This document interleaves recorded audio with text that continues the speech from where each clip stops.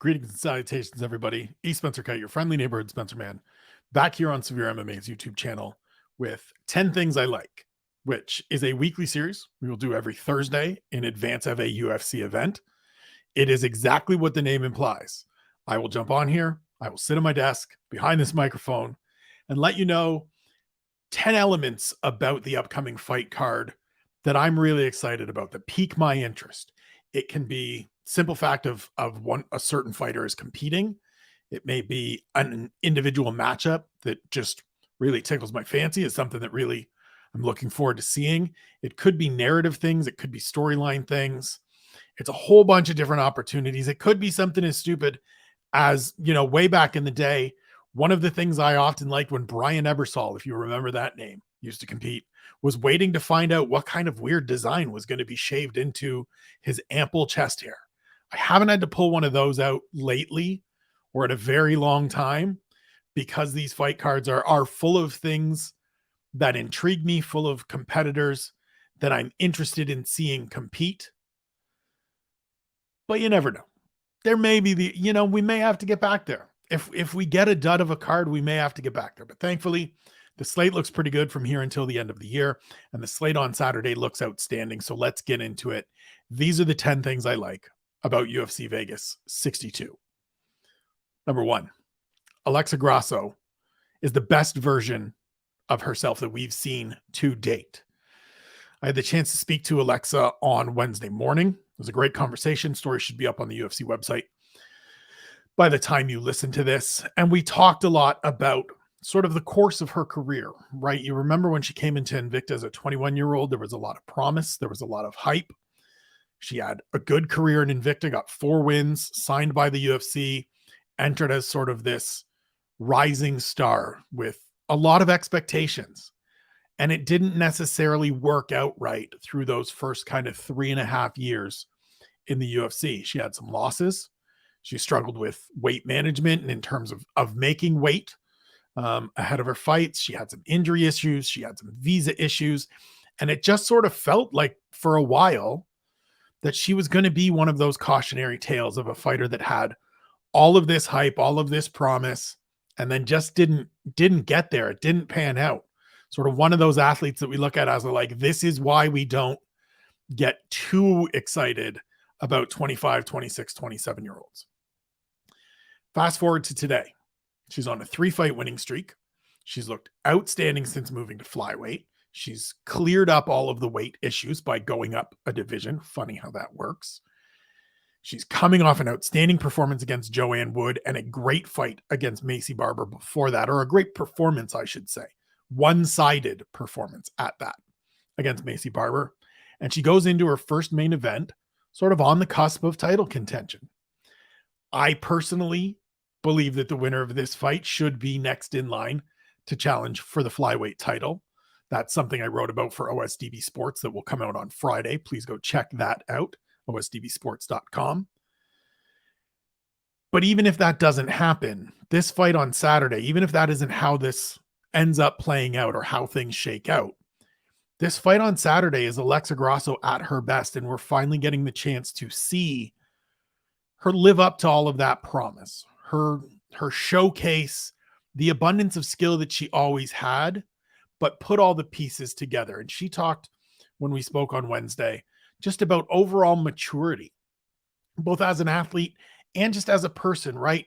You get to 27, 28, 29, and you start understanding some of the things that it takes to be successful in life. It takes to be successful in your craft, the effort and the time and the focus and the different things that you maybe didn't think about. She really highlighted a couple of things: rehab and then working with a mental coach. And so when you think about it from that standpoint of really young, you kind of are able to get by on athleticism and skill and natural ability, but you don't necessarily think about all of the other pieces that go into it. As you struggle, as you get a little older, you start figuring out the other pieces. And I think Alexa Grasso to this point right now has figured out the other pieces, and it's helping her get to be the best version of herself that we've seen in the UFC to date. It doesn't mean she's going to go out and blow through VIviane Araujo. I will talk about her in a moment. But it just means that in terms of overall skill, in terms of overall talent, in terms of what we can expect from Alexa Grasso on Saturday, we can expect the best version we've seen. And that's all we can ask for going into a fight. We can't guarantee results. We can't guarantee how things are going to play out, whether she's going to get a title shot or not.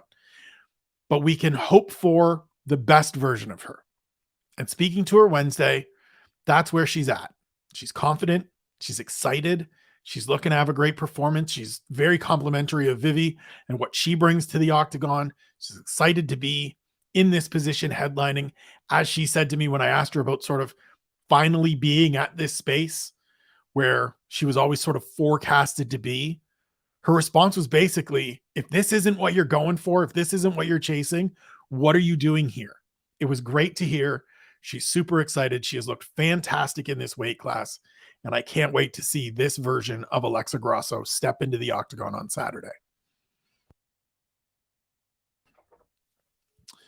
Item number 2. As I said, VIviane Araujo coming in off an outstanding effort. Vivi looked great last time out. There's no two ways around it. She got absolutely cracked by Andrea Lee right out of the gate. Left hand that sent her mouthpiece flying, followed with a right high kick that put her down on the canvas.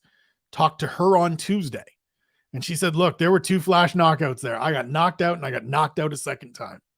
But if you watch that fight and you watch that opening sequence, within about 45 seconds of getting hit with that high kick, she wrestles up, scoops Andrea Lee into the air and slams her to the canvas. And from that point forward, VIviane Araujo was in control of that fight. And that to me is exciting heading into this fight on Saturday. Vivi's one of those women that is sort of middled out. No, middled isn't the right word. She feels like maybe she topped out a little bit at one point, right? She lost to Jessica Ai earlier in her UFC career. She lost to Caitlin Chukagian. Nothing to feel shame about there. Everybody outside of Valentina Shevchenko and Jessica Ai as of late, or Jessica Andrade as of late, Jessica Ai as well, back in the day, has lost to Caitlin Chukagian. She is the number 2 in that division right now. But it sort of felt like Vivi had topped out. I picked against her going into that Andrea Lee fight because Andrea Lee was on a nice little run. And I kind of felt like that power that we saw in the early stages, those early exchanges from Andrea Lee, would win the day. Instead, Araujo goes out, uses her wrestling a lot more, uses her grappling a lot more, and looks very good doing it. And it was sort of a piece for me watching that fight live and then watching it back again earlier this week ahead of speaking with her and ahead of putting together all of this content, that it reminded me that there's a different wrinkle to her. There's another wrinkle to her. I think of her initially as that striker that went out there and boxed up Talita Bernardo in her debut, that went out and outstruck Alexis Davis in her first fight at Flyweight. But there's quality wrestling there as well. There's quality grappling there as well. She wasn't able to finish Andrea Lee on the ground in terms of finding a submission, but she was hunting. She forced Andrea Lee to defend properly, to make the right decisions. There were a couple points where she forced her to answer the phone properly a couple times. And it's an interesting wrinkle into this fight because when Alexa Grasso has struggled, when she has faced setbacks, the last 2 of those are to Tatiana Suarez and Carla Esparza, 2 very good top position, grind you into the mat, keep you on the canvas wrestlers.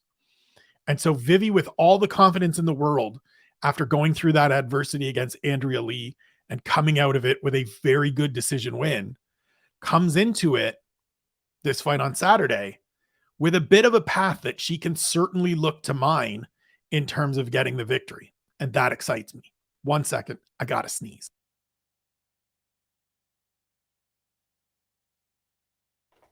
Fought it off. It's allergy season here. I know we're in mid-October, but it still feels like summer and it's still allergies and it's just not good. But we're good. We're moving forward. Item number 3, Brandon Royval versus Askarov. As I said off the intro, there's going to be times where sometimes I just sit here and say, look, this fight is something I'm excited about. This fight in and of itself is one of the things I like about this weekend slate, and this fight between these two flyweights is one of the things I like about this fight card. Excuse me.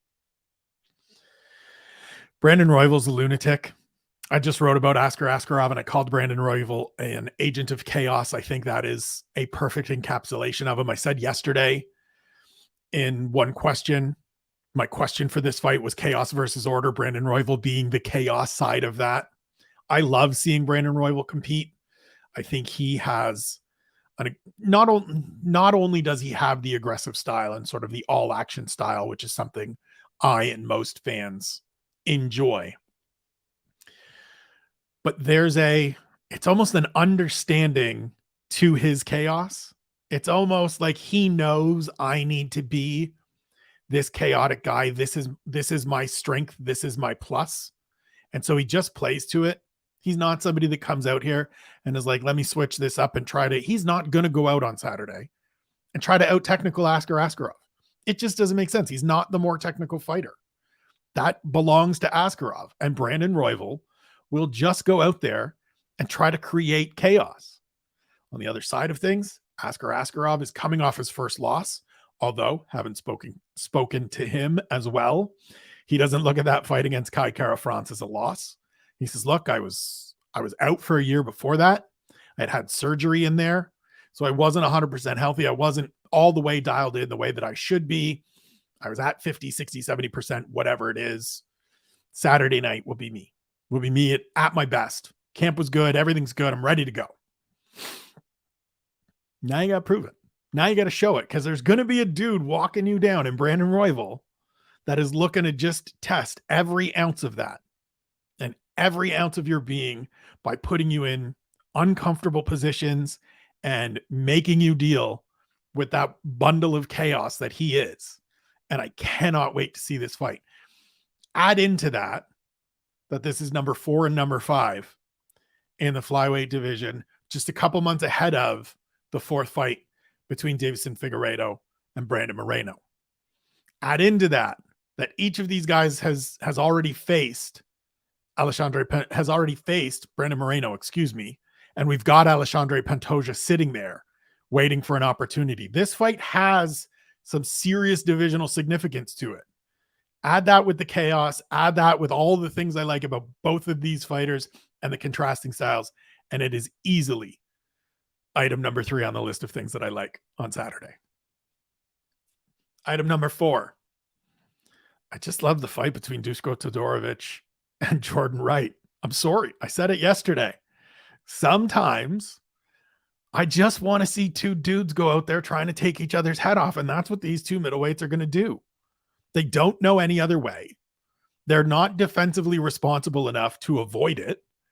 And so from word one, from the word go on Saturday, I am going to be on the edge of my seat waiting to see who lands the big shot that puts the other guy down. My guess is, my assumption is, both of them will land something stinky, something sharp at some point in these early exchanges, because that's just who they are. And I mean, for all of the stuff, as I said, like the main event has all of the stories, all of the narratives, all of the, this is wonderful about it, right? All of the pieces that you put together into the beautiful package that makes it exciting, that makes it compelling, that draws you in. This fight has none of that, and it's okay. It's two dudes that are going to try to knock each other's head off. It's going to be nonstop action for as long as the action goes. It probably won't go very long. It will be nonstop action for probably 3 minutes at the most. It almost assuredly will not go to the second round. And I'm all the way in on that. I am completely jazzed for that. Because sometimes you just want to see two middling middleweights go out there firing bombs at one another, trying to take the other dude out. As much as we want to get, philosophical and wax poetic about this sport, and there are many reasons to, and it's merited and warranted many, many times. Sometimes you just got to see a motherfucker try to knock another dude out. I'm in. Item number 5, the pairing between Rafael Assuncao and Victor Henry. Spoke about this a little bit yesterday, right? Victor Henry comes in, 35 years old, gets his debut win over Hani Barcelos in January, and now he gets what feels to me like 2 steps forward in the bantamweight division. Say what you will about Assuncao coming in on 4-fight losing streak and being 40 years old. There's a dude that's been in the top 15 and been in the cage with all the guys that are in the championship mix right now. Those 4 losses are to 3 ranked fighters and Cody Garbrandt, who held the belt at one point and fought in 3 consecutive championship fights. And so this is one of those situations. This is one of those fights to me where it just makes sense. No matter what the result is, we get something positive for the bantamweight division. We either get the veteran stalwart in Assuncao sort of cementing his place and resetting his footing and showing that he's still got something left and that he can be kind of that probably more of an upper class Jim Miller at bantamweight, if that makes sense, right? Jim Miller's fighting lower tier guys in the lightweight division because he wants to stay active. He wants to continue competing. He's done well in that regard. And if Assuncao goes out and gets a win against Victor Henry, he sort of lands in that towards the bottom, I would say, of that second 15, right? We've got the top 15 and we've got the second 15, and at bantamweight, it's a damn good second 15. And so a win for Assuncao sort of settles him in there and makes him the guy that fighters like Henry and fighters like anybody else trying to work their way up the division have to get through at some point in order to get into that top 15. If Victor Henry comes out, then we just keep skipping steps. We just keep moving forward 2 steps at a time because he is 35. And it would be 2 very good wins over 2 very skilled Brazilian veterans. You beat Barcelos and Assuncao in back-to-back fights and extend your winning streak to, I think it would be 4 or 5. Now you got me interested. Now I want to see you in there with somebody that's at the top of that second 15 or the bottom, the lower third of the top 15. Now I want to see you get another quick step up in competition and fight for a third time, probably within the next 5 or 6 months. Because as I said yesterday, the window of opportunity isn't great for Victor Henry, right? He's been around for a while. He's 35, as I've mentioned a couple times. Body doesn't necessarily hold up better the older you get. Now, it's not to say that he's going to get injured or things are going to start breaking down. But this is the time to, if he's making a run, it's now. And so if he goes out and gets a second straight win, he moves forward. We get more interesting, more intriguing bantamweight fights going forward. I'm always here for it. I'll touch on that a little more later in the show. Item number 6, a prove it fight for Nick Maximov. So Jacob Malkoun is a good fighter. He's shown some good wrestling, good wins over Abdul Razak Al Hassan and AJ Dobson. But we've also seen sort of where the ceiling rests right now, at least for Jacob Malkoun. Last time out, goes out there against Brendan Allen, and it's not a great fight. Listen, if you go back and watch it or you remember it, it wasn't a great fight. It wasn't a super entertaining performance. Brendan Allen didn't dominate him or run through him. I think that was a little bit more Brendan Allen sort of fighting down to the level of his competition than necessarily Jacob Malkoun fighting up, but it sets kind of a baseline of expectation for Jacob Malkoun. So on Saturday, Nick Maximov, member of the 209 Nation, fighting out of the Nick Diaz Academy, Stockton, Chico, California, comes in off his first loss, comes in off a frankly embarrassing loss if you're a guy that fancies yourself a grappler, to Andre Petrosky, who I think is a good prospect. Like I don't think it's an embarrassing loss. I thought Petrosky was going to beat him. I enjoyed the underdog money that I was able to cash on that fight. But it's an embarrassing loss, right? You go out, you get put to sleep in 76 seconds, I believe it was. It's your first loss. You're the grappler and you get thoroughly out grappled.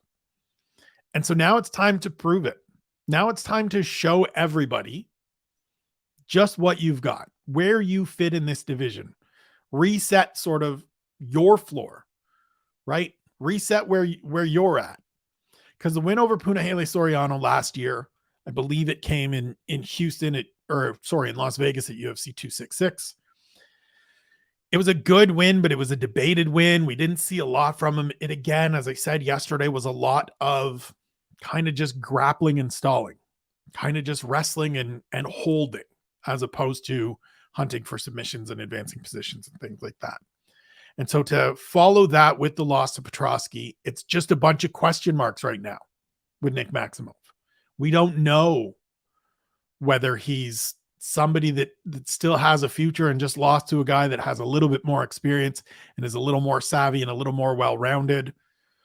Or is he just a guy that was getting a push because he hangs out with the Diaz brothers and trains with the Diaz brothers and had a good record and made an appearance on the Contender Series? Some of that is going to get answered on Saturday. We're going to find out a little more about Nick Maximov on Saturday.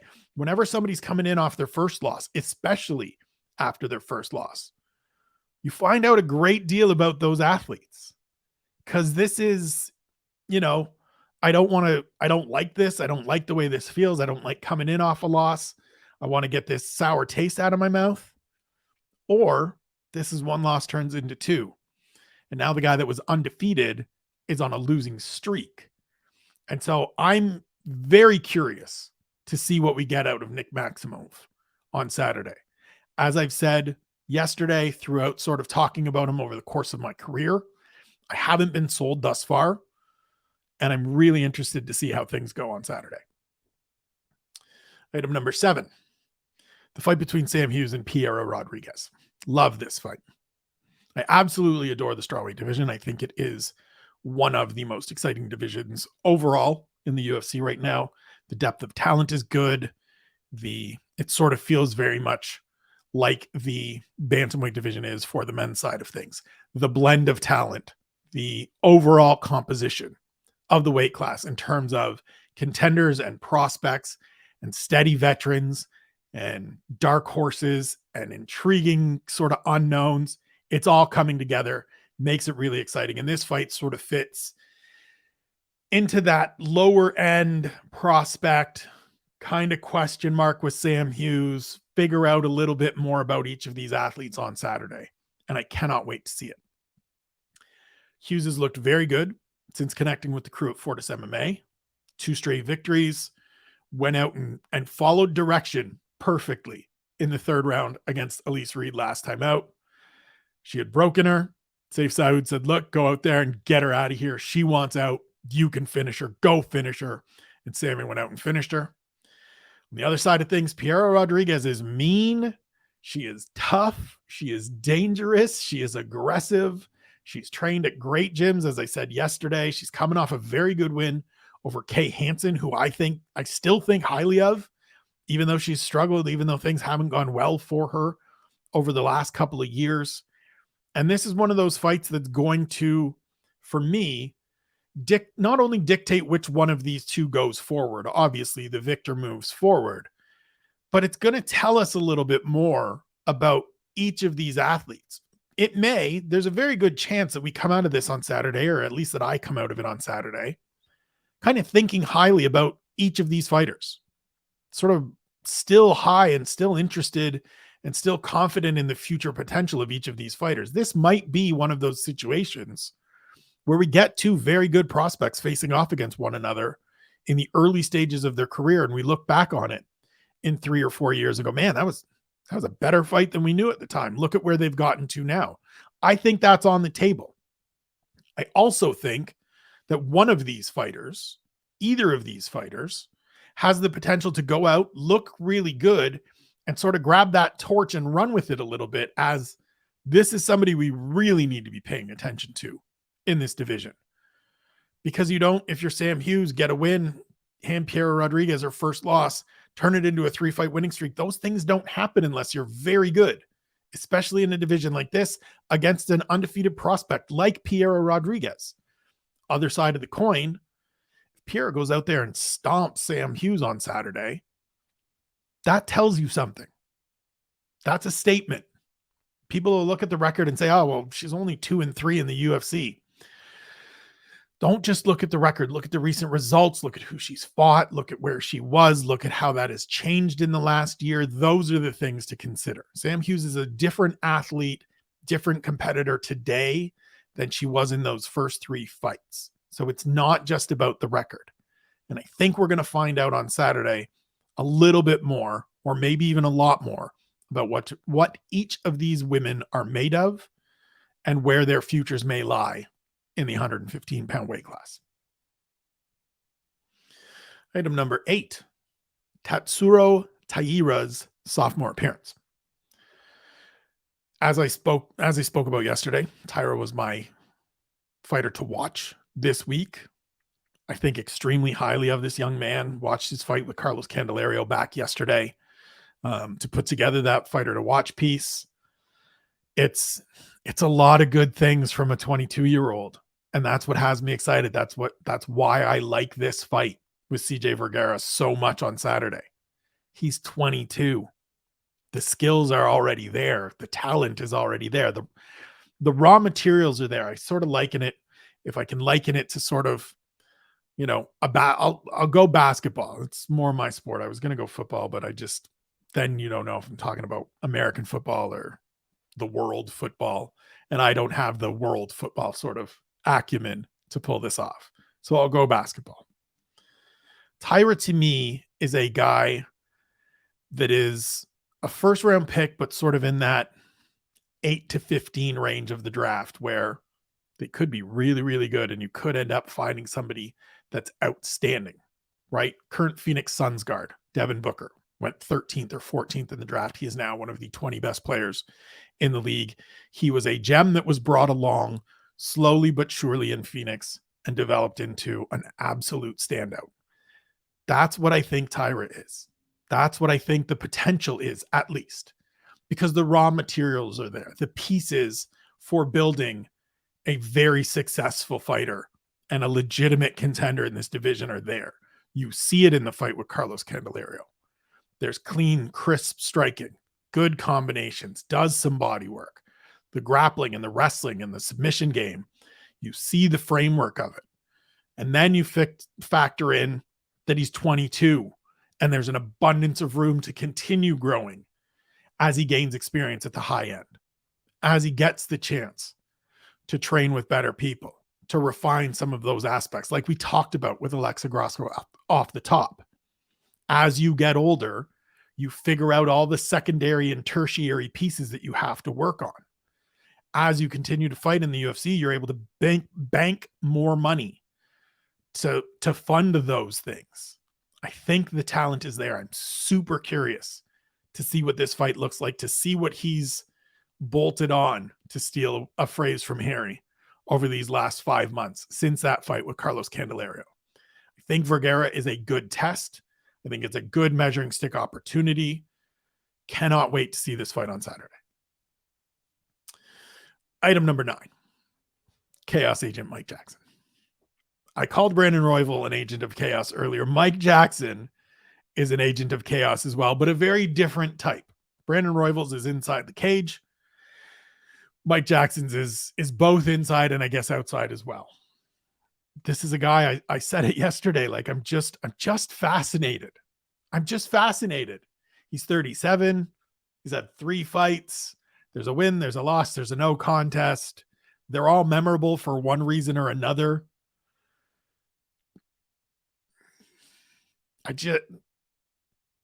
I'm fascinated. I would love to pretend that I am not absolutely enthralled with seeing Mike Jackson compete on Saturday. It has nothing to do with Pete Rodriguez, who I think is a okay fighter. I don't think we're going to learn all that much about Pete Rodriguez on Saturday because I do think he will go out and probably beat the holy hell out of Mike Jackson.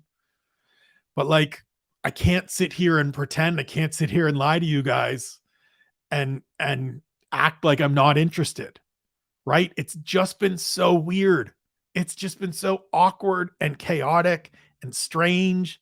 And one of those things that this dude has just hung around for 8 years, but it hasn't been like the whole 8 years. He was here, disappeared for a couple of years, came back and fought Punk, disappeared for 4 more years, came back and got kicked in the balls and got his eye gouged out by Dean Barry in April, and now he's back. I have zero expectations for this fight.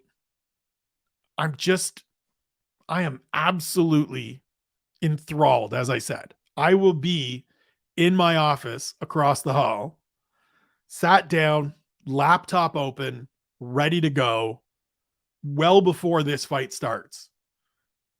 Because I don't think it's going to last very long, but I want to see every last minute of what is probably going to be Mike Jackson's final UFC appearance, because it's just been so memorable to me, and I want to enjoy it. Item number 10, the Bantamweight division shines again. So I teased this a little earlier. This is sort of my overarching enjoyment or love about this card. Co-main event, we get Cub Swanson making his Bantamweight debut against Jonathan Martinez. I think that is a fascinating fight. Little nervous to see Cub fight at 35. He's 38 years old, almost 39. I think he turns 39 early next month. He's coming in off a good result, but there have been some tough results as well, obviously against very good competition. I think his last loss was Giga Chikadze. You don't fault him for that. But that is a fascinating fight. You also get Rafael Assuncao against Victor Henry, which I spoke about earlier. And you get Brandon Davis against Mana Martinez, which is another fight that I'm very much interested in. A fight that has some things that I want to see, primarily on the Mana Martinez side. But from an overall standpoint, and yes, the women's flyweight division is front and center. That is the number one talking point, and probably the men's flyweight fight is number 2. But on an overall, one of the things that I think, or I think people will come away from this fight card thinking about or recognizing, is just truly that depth of talent and level of talent at 35. It's something we talk about a great deal here on SevereMMA, on the preview show, on the takeaways with Harry and I. It's something I've been writing about myself in my own work for a good couple years, that this is the best division in the UFC because of the structure of it, because of the composition of it. I think more and more people are coming to agree with that and coming to recognize that. But I think Saturday has the chance to sort of further prove that as we get 3 more quality fights in this division. Either way that the co-main event goes, you're coming away from that fight impressed with one or the other, right? If Cub Swanson makes the drop and goes out and beats Jonathan Martinez, well, that's a damn good win. Jonathan Martinez is a very good fighter.